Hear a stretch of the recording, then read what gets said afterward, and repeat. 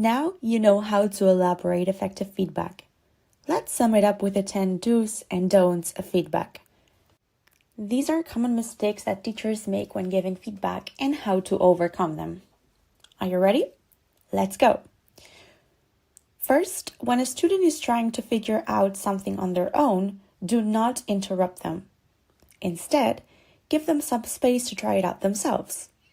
You should be clear from the start about what you want your students to achieve, know, and do.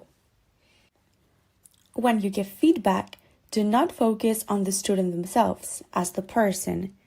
Instead, focus your feedback on what the student knew, what the student did, or what the student achieved.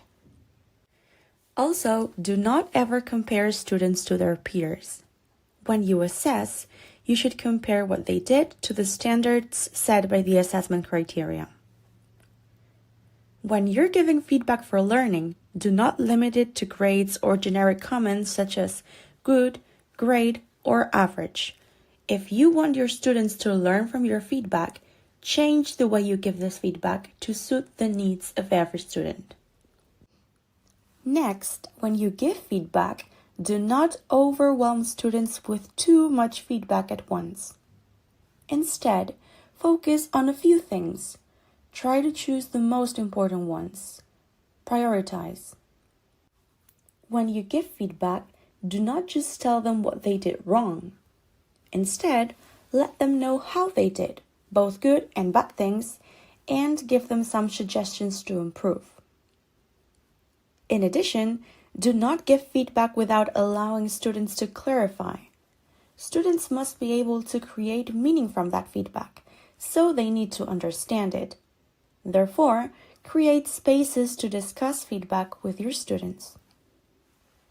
Also, do not give feedback only after formal assessments, when the task is already finished or the exam is already done.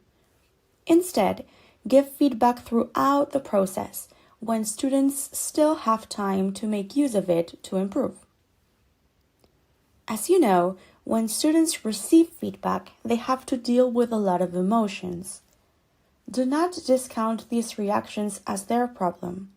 Instead, give them the support they need to handle these emotions.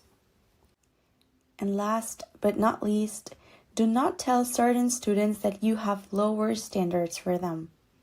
Their self-image will be extremely damaged if they know that you have lower expectations for them. Instead, let all students know that you believe they can all do better.